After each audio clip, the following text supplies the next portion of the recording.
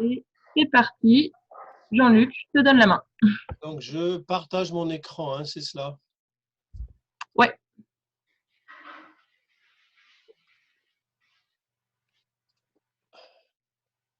D'accord, j'y suis presque. Il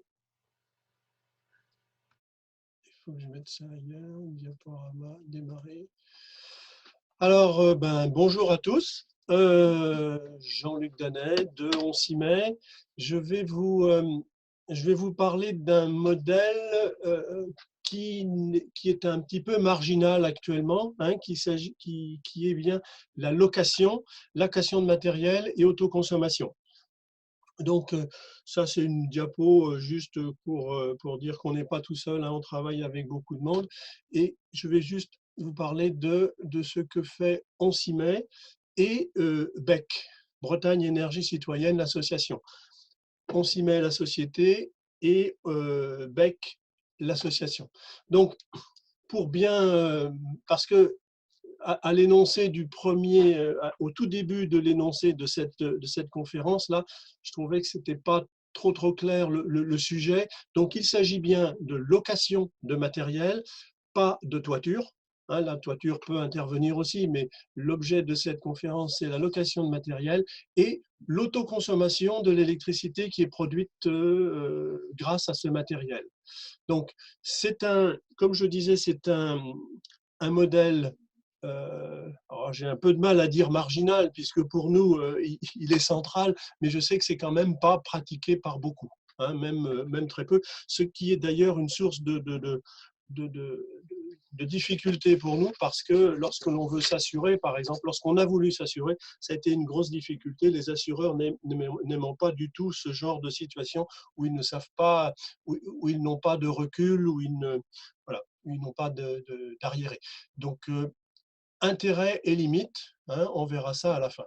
Donc, pourquoi est-ce qu'on en est arrivé là? Eh bien, c'est juste après le moratoire, nous avions financé un toit sur la Biocoop et après le moratoire, eh bien, on n'y arrivait plus. On n'arrivait plus, on ne pouvait pas solliciter des gens parce que tous nos indicateurs économiques nous montraient qu'on allait dans le mur, donc on n'allait pas solliciter de l'épargne citoyenne pour, pour que les gens ne s'y retrouvent pas, hein, même si on ne vise pas des rendements énormes, hein, il ne faut pas que les gens perdent d'argent. Donc, cette idée de location vient de rencontres que l'on a eues dans le cadre de la boucle énergétique. C'était quelque chose qui était piloté par l'agglo et la région. Donc, dans ce cadre-là, on a rencontré le service environnement de la ville de Lorient qui voulait multiplier les projets d'énergie renouvelable et parce qu'ils avaient déjà une bonne dizaine de sites, hein, qu'ils avaient financés par eux-mêmes, mais ils voulaient faire plus, ils voulaient en financer d'autres et ils étaient bridés par leur budget d'investissement. Donc, faire appel à une société comme la nôtre, ça les intéressait. Ils voulaient aussi, et là c'est plus politique, impliquer les citoyens dans leur politique énergétique. Bon. Et troisièmement aussi, ils voulaient consommer l'énergie produite par les sites qu'ils voulaient équiper. Et là, bon, je vais parler pour les gens du service environnement, mais l'idée d'autoconsommer, pour eux, c'est surtout maîtriser le prix, maîtriser le prix de l'énergie. Hein. Dans le modèle que l'on a mis ensemble, qu'on a établi ensemble, vous allez voir, il n'y a pas ou peu de surprises. Hein, il n'y a pas d'augmentation, par exemple, du prix de l'électricité.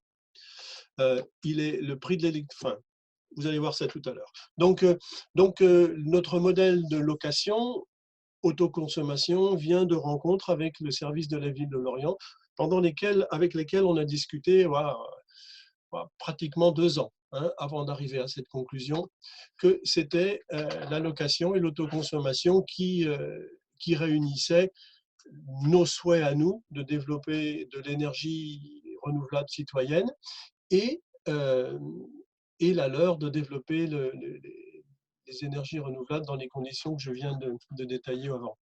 Donc, dans ce modèle-là, le service environnement fait une étude de faisabilité, donc ce qui n'est pas mince, hein. Il détermine les besoins en panneaux, d'accord?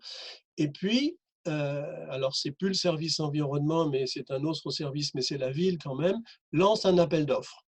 Un appel d'offres pour la location de panneaux et aussi pour des animations sur la transition énergétique pour tous les utilisateurs des bâtiments qui sont équipés de ces panneaux. Et actuellement, nous menons des animations sur les écoles, sur le CFA, sur la mairie. Voilà. Donc, et ces animations-là sont menées par l'association. C'est la société, on s'y met, qui paye l'association pour faire ces animations-là. Voilà. La ville lance un appel d'offres avec cette demande de 2 points, là, hein, de location et d'animation. Et si notre réponse est acceptée, et jusque-là, nos réponses ont toujours été acceptées, essentiellement parce que sur le prix de la location des panneaux, je pense qu'on peut se faire concurrencer facilement, hein.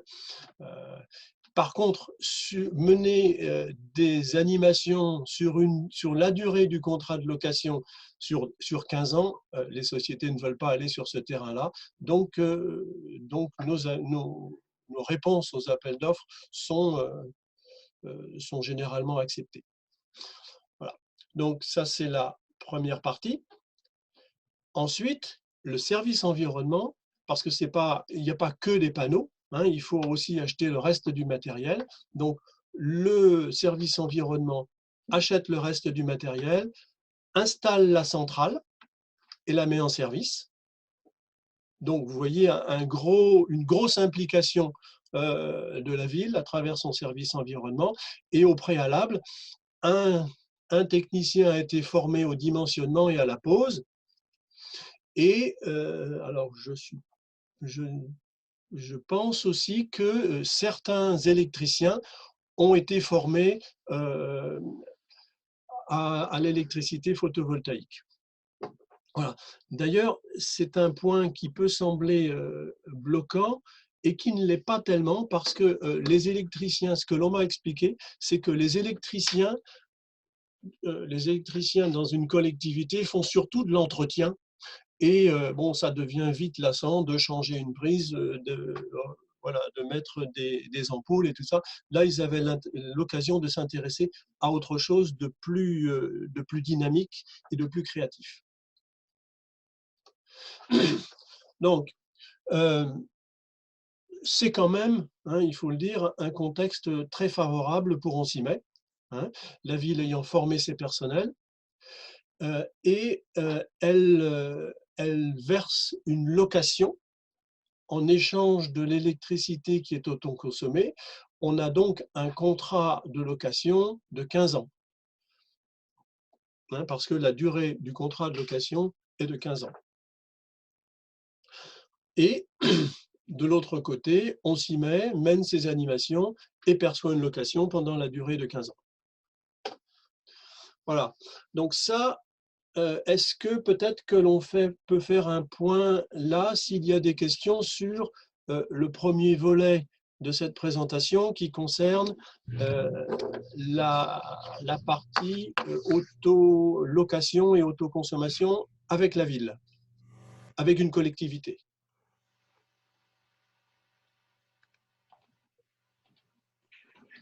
Comment je fais pour parler? Vous entendez? Oui. Oui.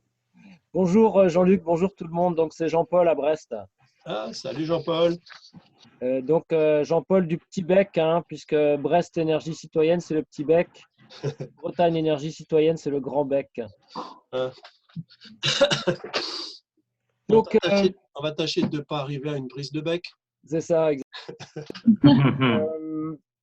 Sur tu parlais d'assurance, mais tu y reviendras peut-être tout à l'heure, puisque donc dans ce type de montage, on s'y met est propriétaire uniquement du matériel. Et donc, Oui, la question d'assurance est uniquement sur le matériel. oui, tu as raison. Mais il y a aussi une autre assurance et qui nous coûte la peau des fesses, c'est l'assurance prestataire. On est loueur et on doit s'assurer en tant que tel. Et, et ça, on est assuré comme, je sais pas, les boîtes de location par chez vous, comme Kiloutou. Voilà. Donc là, on a une grosse prime d'assurance sur ce créneau-là de la prestation de la location. D'accord. Bonjour, Pierre Moal d'Energive, c'est la SEM, la Société d'économie mixte d'Ille-et-Vilaine. J'ai une petite question sur le montage avec un contrat de location 15 ans avec une collectivité. Oui. Alors, je ne sais pas si vous y avez été confronté sur Lorient sur ce projet-là, mais nous, on nous a fait part qu'aujourd'hui, le code du marché public s'est limité à 4 ans et qu'au-delà de ça, on ne pouvait plus faire de l'achat public, notamment pour une durée de 15 ans, sans passer par une délégation de service public, donc un système de concession. Et ça serait lié aux précisions sur le marché public qui a eu lieu l'année dernière.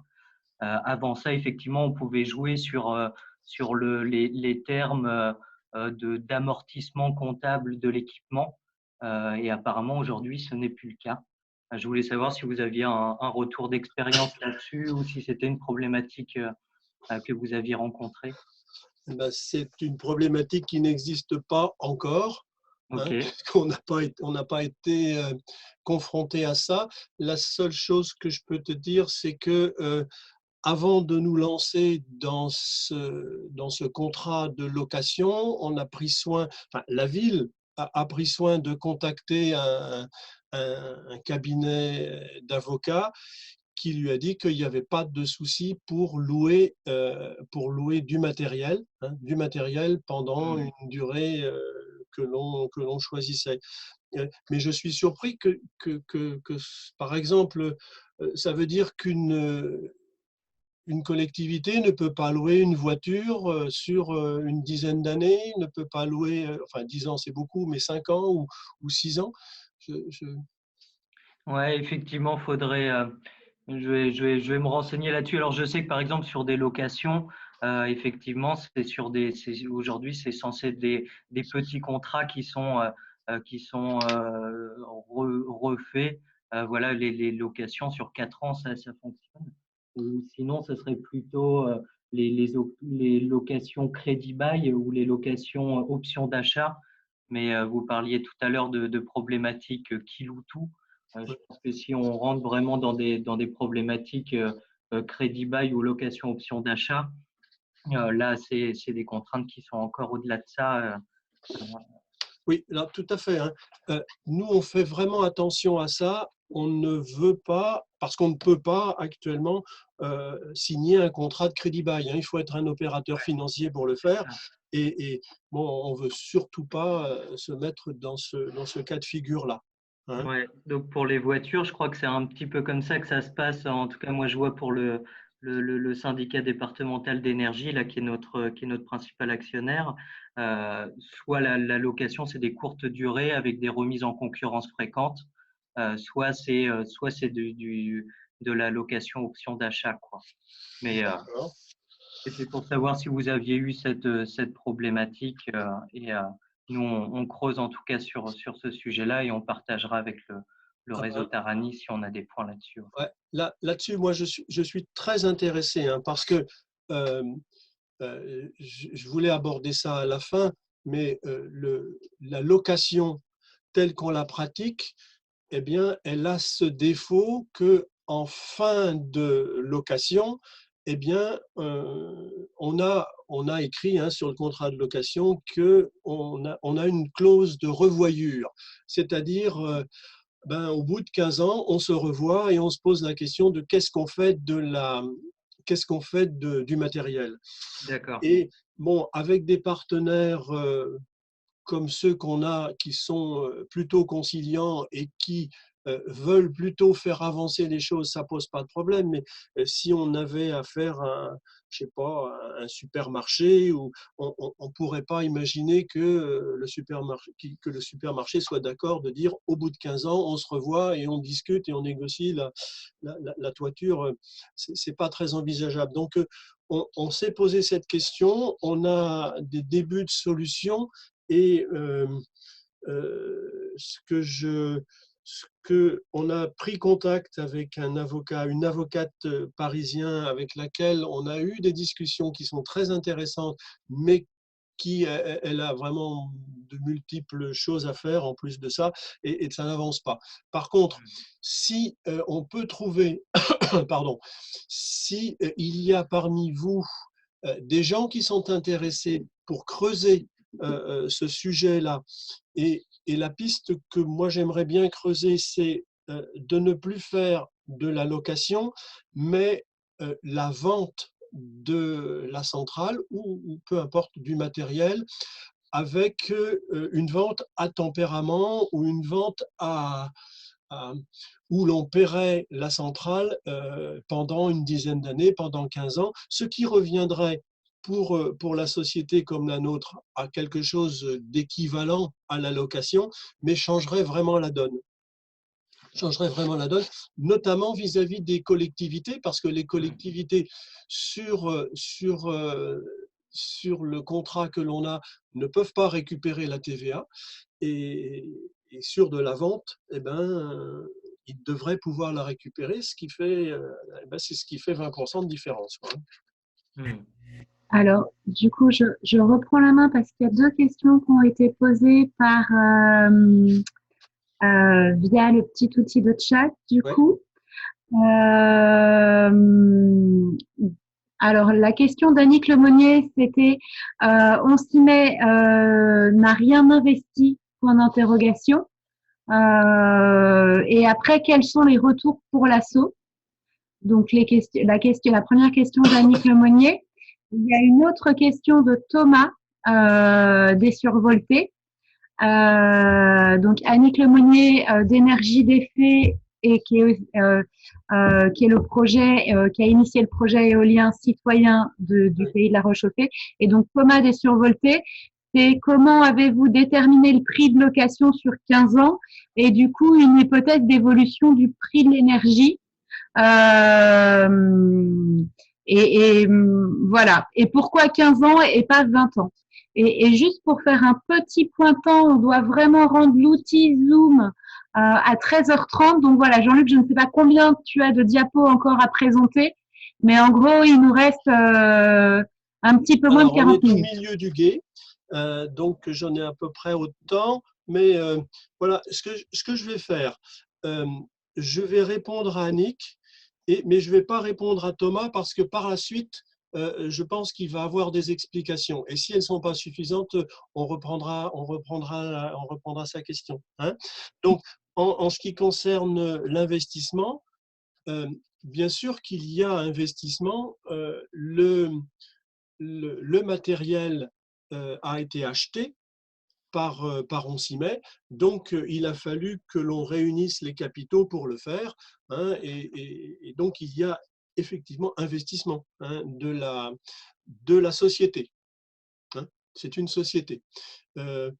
L'association n'intervient que, j'allais dire un peu marginalement, en menant les animations qui sont conclues dans le contrat de location signé par la société. Voilà. Je pense avoir été clair là-dessus. Et donc je ne vais pas répondre à Thomas, mais la réponse arrive. Donc, ça, c'était la première partie.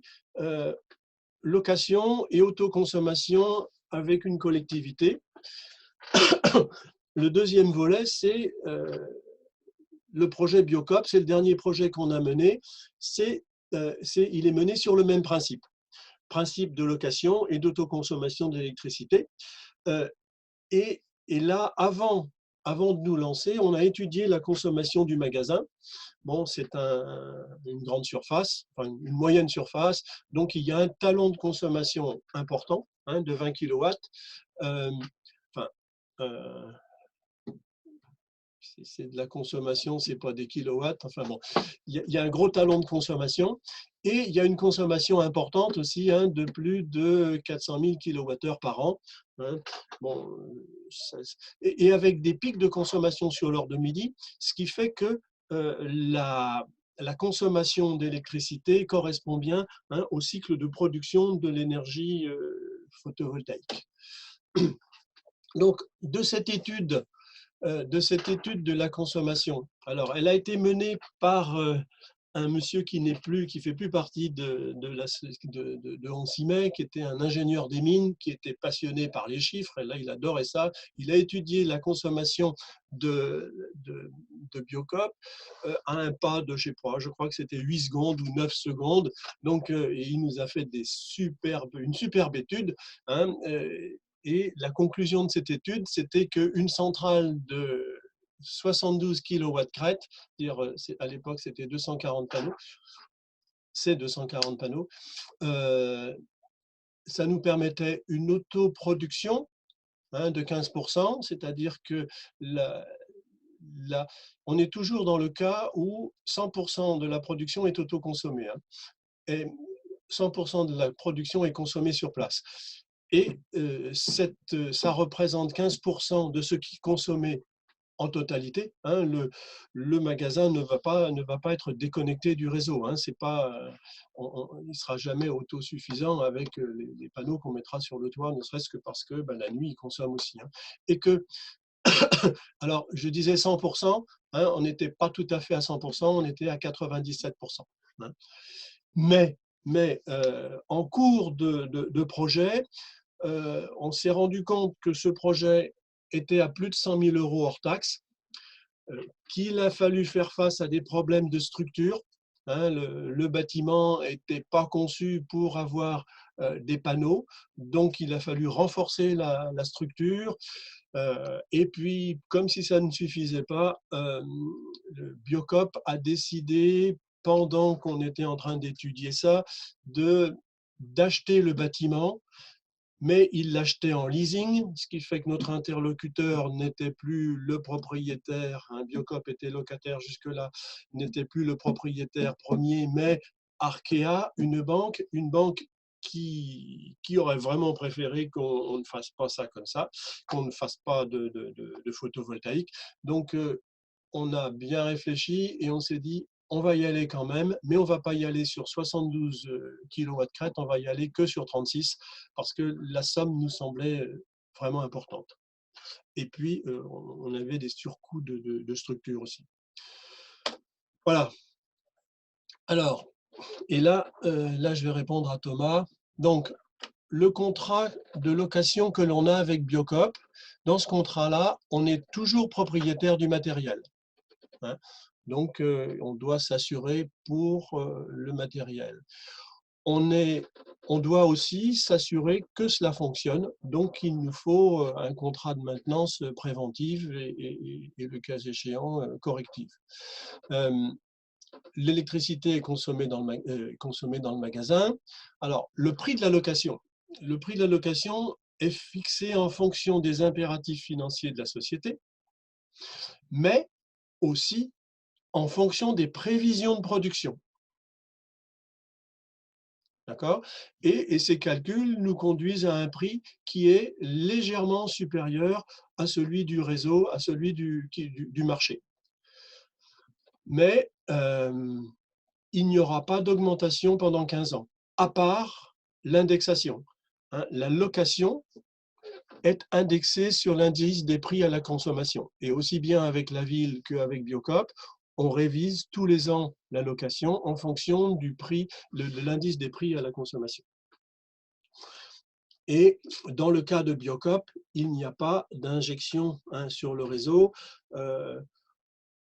Que je sache, si ça n'a pas changé, comme on est des tiers investisseurs, on n'a pas le droit à la prime d'investissement et on n'a pas le droit de vendre l'excédent, l'excédent de production qui ne serait pas consommé à l'intérieur. Donc, ce qui est fait actuellement sur cette centrale, sur la Biocop, c'est que l'onduleur est bridé pour ne pas injecter. Voilà. Donc, voilà, j'en arrive à mes 2 dernières diapos. Limite et intérêt de ce modèle économique. Bon, en ce qui concerne la collectivité, il faut absolument une politique, une volonté, une politique affirmée de développement des énergies renouvelables, notamment dans le cas de l'Orient. Ça a été quand même un peu compliqué au début de rédiger un contrat de location, de s'assurer, enfin bon, il y avait pas mal de choses à débroussailler. Il y a aussi la formation des personnels, qui a été assurée, la mise en pratique a été assez facile puisqu'il y a de l'autre côté, vous savez, l'Orient est d'un côté de la rade de l'Orient et de l'autre côté, il y a un lycée professionnel qui fait ça. Donc, les personnels de la ville de l'Orient sont allés se former là-bas. Le contrat de location, là, c'est une limite, j'ai évoqué ça tout à l'heure. Le contrat de location est à améliorer, notamment de voir comment on peut finir ce contrat de location autrement que par une clause de revoyure, ce qui n'est pas suffisant. Donc là, c'est un peu un appel au peuple. Si quelqu'un veut partager cette amélioration, est intéressé par le contrat de location et veut l'améliorer, on est preneur de partenariat parce qu'on sait que ça va nous coûter, je ne sais pas, 4 000, 5 000 ou peut-être plus euros. Donc voilà. Ne pas oublier aussi les contraintes d'animation sur 15 ans. Parce que mener des animations sur 15 ans, il faut tenir. Faut tenir le coup. Voilà. Alors pourquoi 15 ans? Alors là, c'était au tout début des discussions. Nous, on voulait mener des projets de location sur une durée beaucoup plus courte que ça, sur des projets plus gros et sur une durée plus courte. Et la mairie, le service environnement nous a dit, c'est un premier coup, on va faire plus petit et on voudrait bien que ce soit sur plus long. Alors, voilà, on a négocié, on s'est dit, voilà, et puis on est tombé sur 15 ans, qui était à l'époque la durée aussi pendant laquelle les panneaux étaient garantis. Voilà. Donc, autre limite, mais alors là, non plus avec la collectivité, mais avec Biocop, c'est qu'il faut faire une étude de faisabilité. Alors, on avait quelqu'un qui aimait beaucoup ça, et qui n'est plus dans On s'y met ni dans Bretagne Énergie Citoyenne, mais on partage un logiciel de dimensionnement qui s'appelle Archelios et qui est un outil vraiment pratique, un outil pro, de dimensionnement de panneaux de dimensionnement de centrales photovoltaïques et ça ne nous coûte pas très cher au vu de ce que c'est parce qu'on partage la licence avec d'autres. Et si vous voulez les références, ça je pourrais vous les donner. Autre limite, le prix de la location. Je vous l'ai dit, on est la dernière, dans le projet Biocop, on est un petit peu plus. Alors, le prix de la location, je vous explique ça. Le prix de la location correspond, on le décide en fonction de la production estimée d'électricité. Et l'idée, c'est que la location, le montant de la location, soit égal à l'électricité qui est produite sur le toit et qui est autoconsommée. Donc, dans cet équilibre-là, il est, pour le projet Biocop, un tout petit peu en défaveur de Biocop, mais il faut dire que la structure a coûté pas mal d'argent, que c'était un premier coup avec une entreprise privée comme Biocop. Donc, on a pris un cabinet, on a pris un bureau d'études. Donc, on a rajouté aussi pas mal de coûts. Donc, sur une deuxième opération, avec l'expérience que l'on a, je suis sûr qu'on va se rapprocher vraiment des prix du marché de l'électricité avec une visibilité beaucoup plus importante. Donc, et autre limite, bien sûr, c'est l'autoconsommation. Hein. On ne va pas dimensionner dans un cadre d'autoconsommation comme ça une grosse centrale sur un bâtiment qui consomme peu. Voilà. Et pour finir, la dernière limite, eh ben, c'est que le fait d'être tiers investisseur, donc on ne peut pas bénéficier du tarif d'achat du surplus, hein, et puis on ne peut pas bénéficier non plus de la prime à l'investissement. Par contre, alors, vous voyez, je l'avais mis dans les limites, mais je le remets là aussi. Et là, ça va être dans le cas de la collectivité, dans le cas de la ville de Lorient. Le premier projet, c'est sûr qu'ils n'ont pas fait des économies avec cette électricité qui était produite sur les toits. Par contre, pour les derniers projets, hein, où on n'avait plus, parce que pour le premier projet, on a dû construire une société, on a dû faire des statuts, enfin, il y avait des tas de coûts qu'on a imputés sur le premier projet et qui fait que l'allocation était un peu chère. Par contre, sur le dernier projet, là, on est vraiment pas cher. Et par contre, on n'est pas cher parce qu'il y a aussi, du côté de la collectivité, un gros investissement en formation et en temps pour étudier le projet et l'installer. D'ailleurs, on participe un petit peu, sur les 2 derniers projets, on a participé avec nos tournevis et nos visseuses dévisseuses à ce projet, ce qui était assez sympa. Alors, autre intérêt, la visibilité du prix de l'électricité autoproduite. Bien sûr, l'allocation est indexée sur l'indice des prix à la consommation, et c'est toutes les augmentations qu'il y aura pendant 15 ans. Donc, ça donne une visibilité qui est quand même vraiment intéressante. Donc, l'autre intérêt, en fait, c'est la maîtrise. On maîtrise beaucoup plus de paramètres que dans un contrat d'obligation d'achat, hein, et on n'a pas de problème de raccordement ou de TURP ou de choses comme ça. Voilà. Et pour presque finir,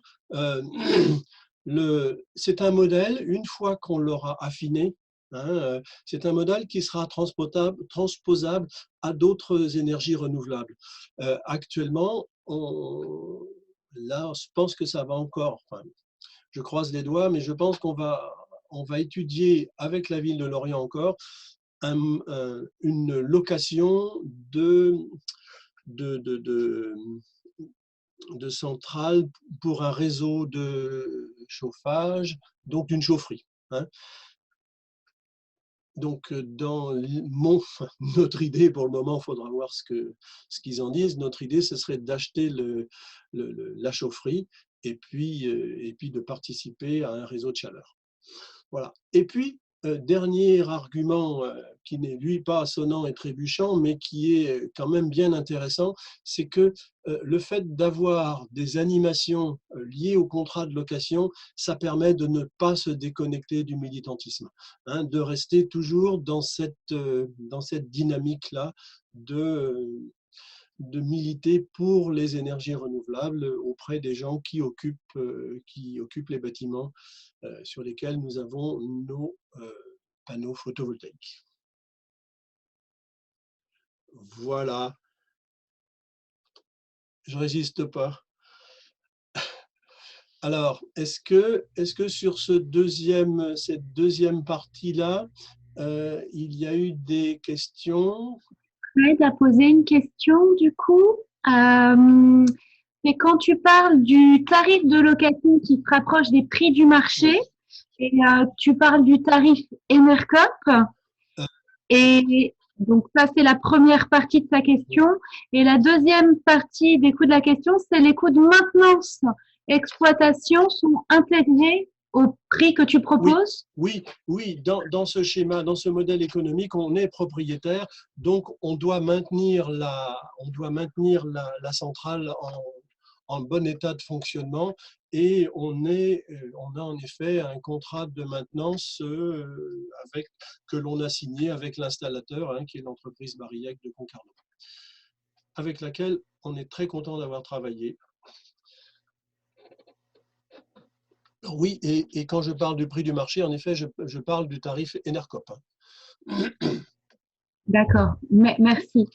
Moi, j'avais juste une question, c'était avez-vous estimé le temps d'animation que vous passez chaque année à intervenir auprès des différents publics scolaires ou autres dans le cadre de votre partenariat avec la ville de Lorient? Là, ça, c'est difficile, tu vois, parce que les animations, la difficulté actuellement que l'on a avec les animations, c'est d'entrer en contact avec les écoles. Les instituteurs et les institutrices sont vraiment à bloc et notre contact, en plus, nous, c'est souvent le directeur ou la directrice. Et alors là, c'est encore pire. C'est encore pire. Ils ont vraiment beaucoup de choses à faire autre que ça. Donc ça traîne un petit peu, mais on va y arriver. C'est un truc qui les intéresse, mais ils ont aussi beaucoup d'autres choses intéressantes à faire. Alors, quel est le temps qui est dévolu à ça? L'animation elle-même, en général, on l'a fait à 3 ou 4. Hein, on intervient sur un groupe d'élèves qui, en général, représente une classe. Hein, donc, ça dépend. Parfois, c'est une classe d'âge, parfois, c'est une vraie classe. Ils sont entre 25 et 30, et nous, on arrive à 3 ou 4 avec des ateliers.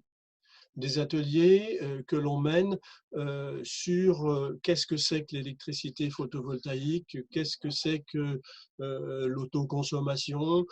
On arrive, notamment avec les élèves, des derniers élèves de CM2 avec lesquels on a travaillé, à vraiment des choses sympas.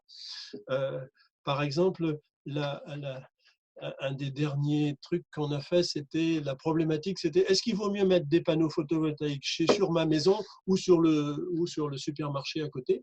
Et on leur a fait construire ce qu'ils estimaient être une courbe de charge et tout et tout. Et bon, c'était clair que c'était le supermarché qui était plus intéressant d'un point de vue consommation.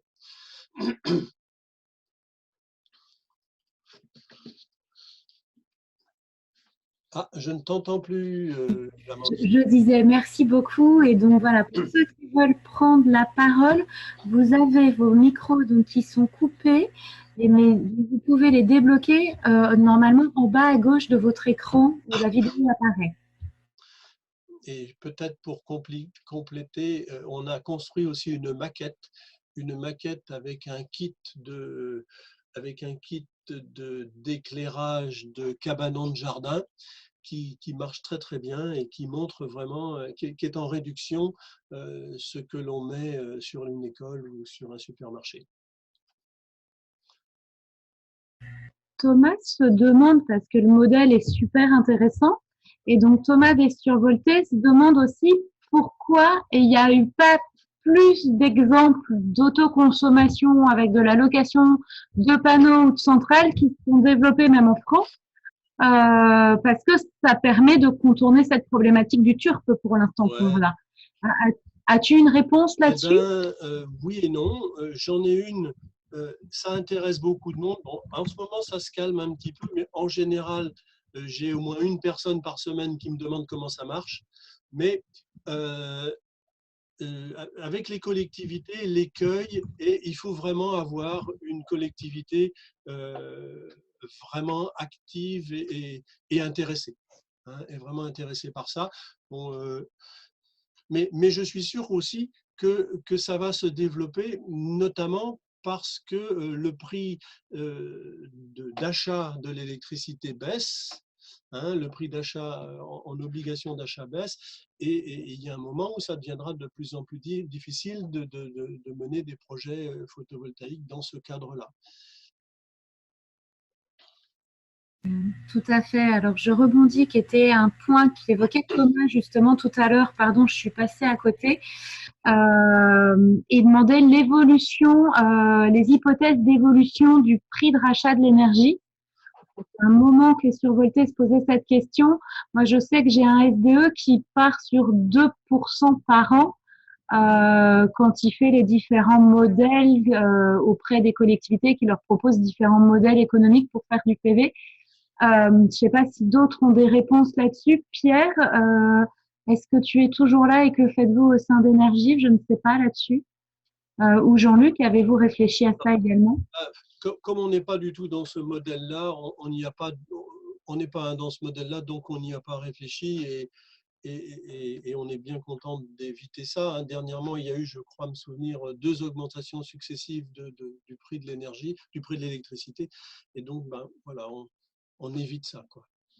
Je sais qu'un des arguments des survoltés qui s'entend complètement, c'était aussi convaincre des structures de l'intérêt économique pour elles, qu'elles y trouveraient dans l'avenir, et que ça pouvait être un argument supplémentaire pour partir sur des projets d'autoconso, me semble-t-il, hein, sans vouloir détourner les propos. Ah oui. Oui, c'est tout à fait compréhensible. Et puis, je trouve que ça va vraiment bien dans une démarche de transition locale, hein, où on se réapproprie son moyen de production, on voit où ça produit, où ça consomme, avec des acteurs locaux, donc un investissement local, avec des retombées locales. Enfin, vraiment, c'est une démarche qui a vraiment tout son sens de transition. Et donc, il y a une autre question qui vient d'arriver, c'est au niveau de la facturation des animations faites par BEC, est-ce que du coup BEC émet des factures à destination de OnSIMet pour les facturations? Avez-vous une organisation définie? Oui, tout à fait. Hein. Tout à fait. On paye des factures à BEC. BEC émet des factures et on les paye. Voilà, en fonction des animations qui ont été faites.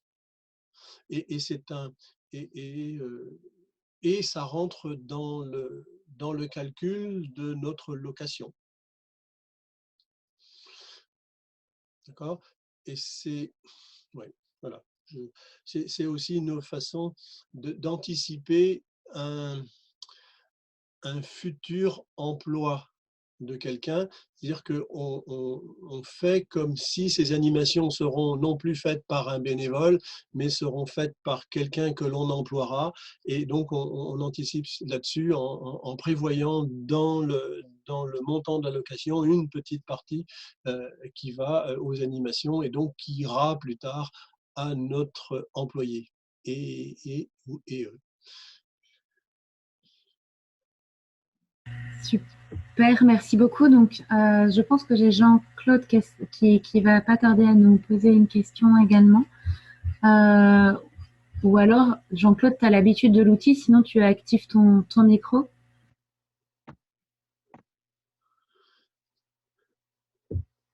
Non. Oui, sinon, Pierre, j'ai une autre petite question. Alors, pour l'évolution des coûts, effectivement, on trouve fréquemment 2 à 3% dans les modèles économiques.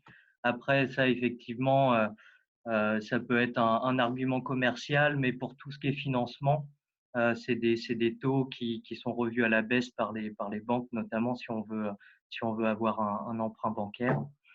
Donc ça, c'est un sujet un petit peu sensible. Je trouve que la position de Bretagne Énergie Citoyenne est plutôt pas mal, de réussir à pousser le projet avec d'autres motivations que d'avoir une boule de cristal sur l'évolution des coûts. Ma question, c'était par rapport à la location. Au début, j'ai compris, donc à Lorient, vous louez uniquement les panneaux solaires et tout le reste était de l'investissement communal. Oui. Sur Biocop, j'imagine que c'est pas la même chose, la même, Non. même limite de prestation. Non, sur Biocop, nous avons contacté un installateur, et on a fait faire une installation dont on est propriétaire et dont on assure la maintenance. Enfin, voilà. Ouais. Et du coup, dans ce montage-là, j'ai compris que le propriétaire du bâtiment était encore un tiers. Donc, il y a un exploitant qui consomme, un propriétaire, ça fait des nœuds au cerveau. Du Ah coup, ouais, vous avez ah oui. un bail avec le propriétaire, une location avec le locataire. Ouais.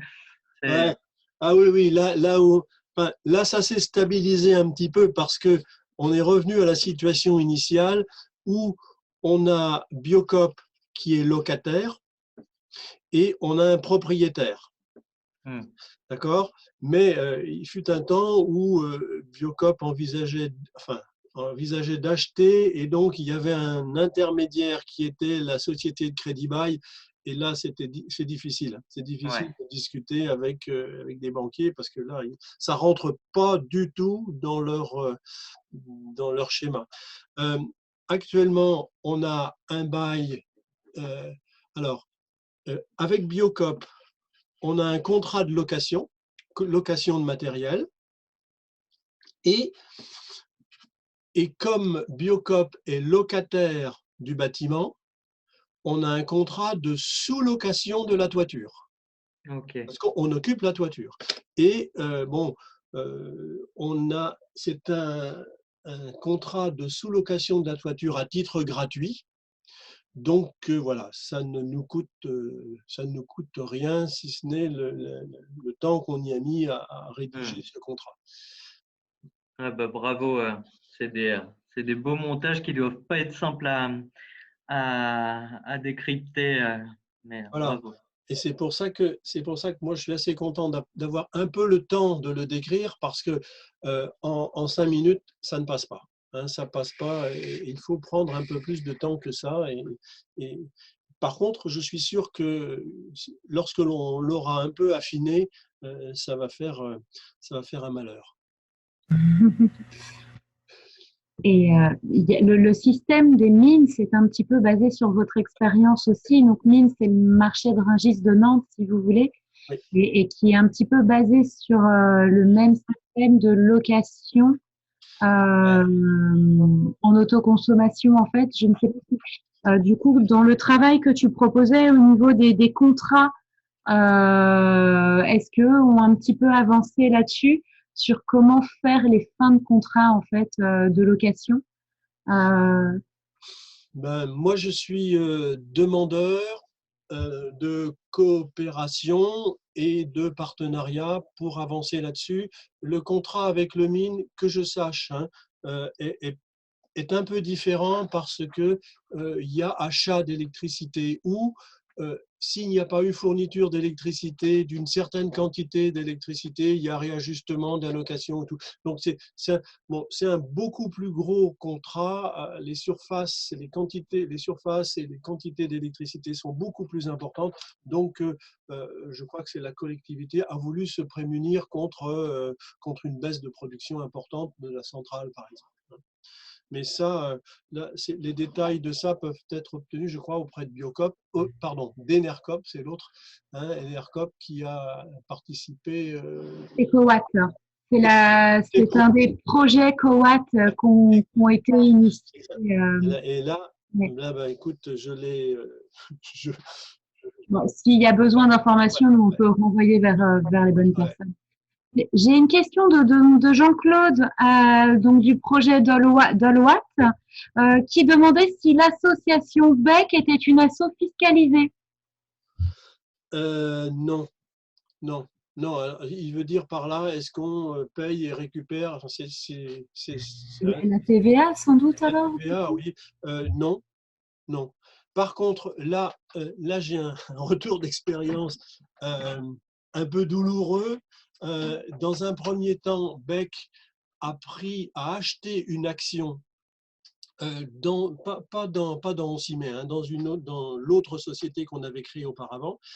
Et on a eu la mauvaise idée de questionner les impôts sur le fait qu'on devait ou pas payer des impôts. Je ne parle pas de TVA. Hein. Et la réponse a été oui. parce que il y avait les mêmes personnes dans et la société et l'association, et, et il y avait un bénéfice, alors qui est tout à fait minime, mais on tirait bénéfice de l'action que l'on avait dans la société. Donc, en réunissant ces deux critères-là, on nous a dit, vous devez faire une déclaration de vos revenus et vous pouvez être imposé. Donc, on s'est dépêché de revendre cette action. Et puis, alors, par contre, maintenant, on reçoit tous les ans une déclaration de revenus des impôts qui ne donnent rien, hein, mais on aurait pu être, parce que l'on avait une action, être imposé sur tous nos revenus. Et à ce moment-là, on avait reçu une belle subvention de l'agglomération et on s'est vraiment posé la question de si on allait devoir payer des impôts en tant qu'association. Hein, la question comporte bien sur l'association. Il nous reste 5 minutes, donc s'il y a encore quelques questions, alors il y en a une qui vient d'arriver d'Annick Lemonnier, donc toujours du pays de la Rechauffée. Et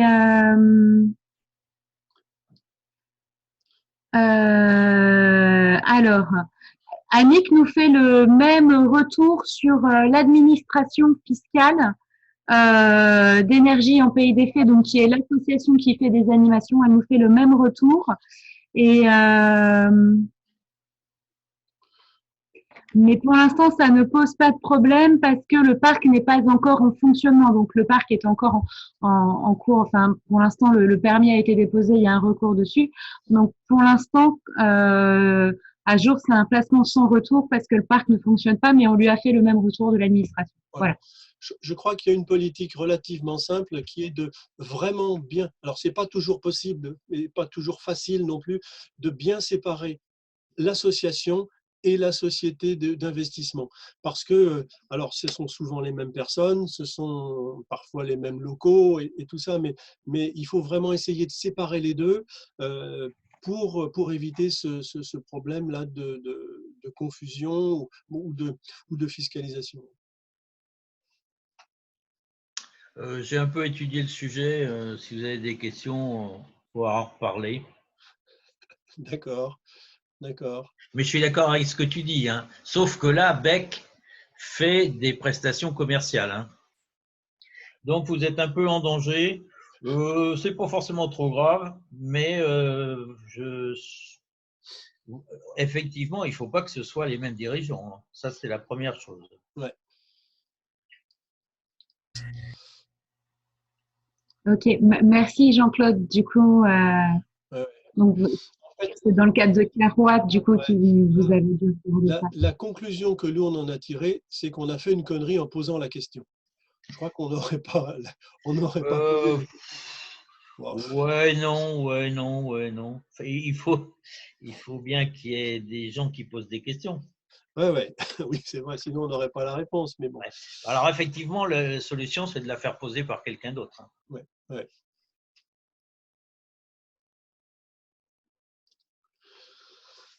Alors, je ne sais pas, il nous reste encore 2-3 minutes pour poser une ou deux dernières questions, s'il y en a. Je vérifie, normalement, je n'en ai loupé aucune. À l'oral, c'est possible? Oui. Oui, Jean-Luc, par rapport, tu as parlé donc de la fin de contrat dans le cas de la location de panneaux à la ville de Lorient et dans le cas du contrat avec la Biocoop. Est-ce que vous êtes dans la même situation? Parce que tu parlais de la clause de revoyure au bout de 15 ans. Oui, donc, tout à fait. Ouais. On est exactement. C'est le même modèle de contrat qu'on a actualisé pour Biocoop, hein, en changeant ce qui devait l'être, mais c'est la même configuration.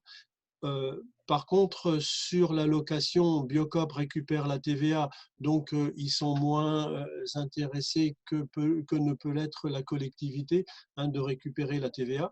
Mais pour en avoir discuté avec le gérant de la Biocop, le fait d'acheter la centrale une fois qu'elle est installée, une fois qu'elle fonctionne, ça lui irait bien aussi. Hein. Voilà. Donc, je pense que c'est une évolution. Ce type de contrat de vente à tempérament, là, où je ne sais pas trop comment ça s'appelle, ça existe beaucoup en agriculture. Hein, les parents vendant leur ferme aux enfants qui la payent en 10 ans, en 15 ans. Et je suis persuadé qu'il y a moyen d'adapter ce genre de contrat.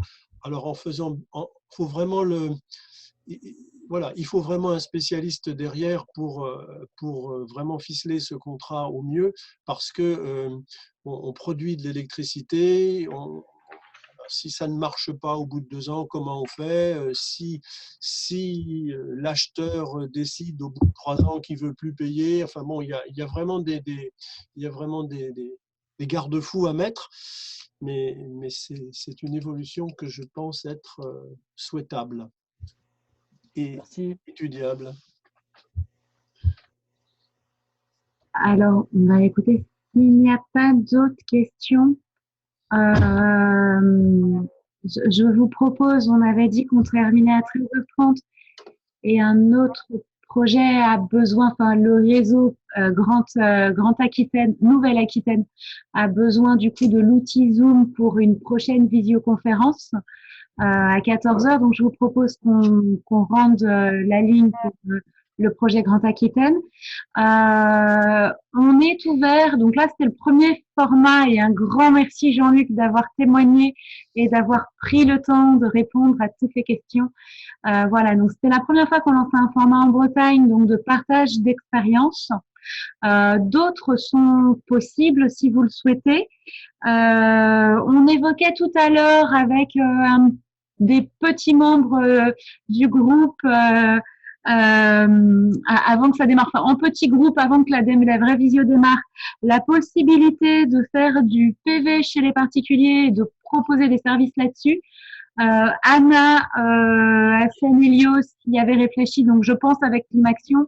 Jean-Luc y réfléchissait, donc ça peut être un sujet qu'on peut proposer.